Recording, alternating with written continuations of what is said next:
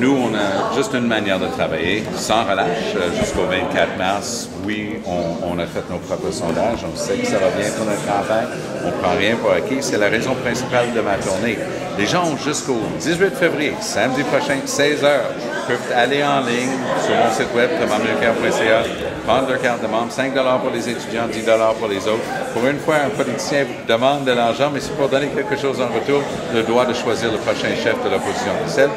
Et c'est un parti pour lequel les Québécois ont voté 1,6 million de fois au mois de mai de l'année dernière. On espère pouvoir traduire ça en beaucoup de membres d'ici le 18 février.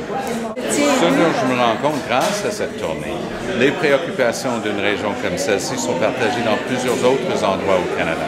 Alors, il y a une perte d'emploi, il y a une diminution des services gouvernementaux, un démantèlement des structures qui étaient pourtant là pour la protection du public.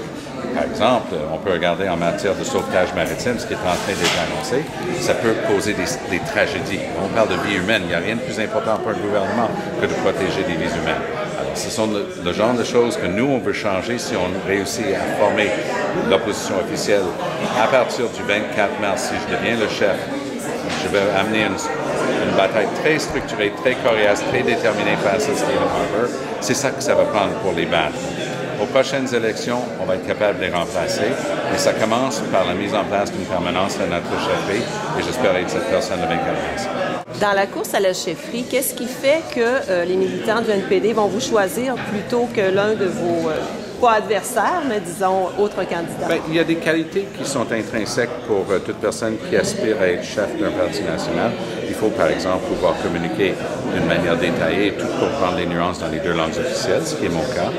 Il faut aussi avoir une certaine expérience. Moi, je suis élu 6 fois d'affilée, 3 fois au provincial, 3 fois au fédéral, y compris plusieurs années comme ministre. Même avant ça, j'étais président de l'Office des professions du Québec pendant 6 ans. Mais j'oserais dire qu'un des aspects de mon curriculum vitae qui peut intéresser les gens le plus, c'est le fait que lorsque j'étais le chef adjoint, le leader adjoint de l'opposition officielle à Québec avec Pierre Paradis, nous, on avait réussi à battre un gouvernement très, très coriace avec une opposition structurée, déterminée et très bien organisée. C'est ça que ça va prendre. On ne va pas battre Stephen Harper avec un slogan.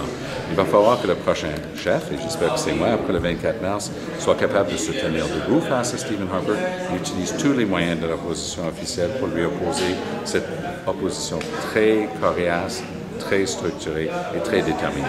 Vous disiez tout à l'heure qu'on avait eu jusqu'à maintenant qu'un avant-goût des décisions conservatrices. Oui.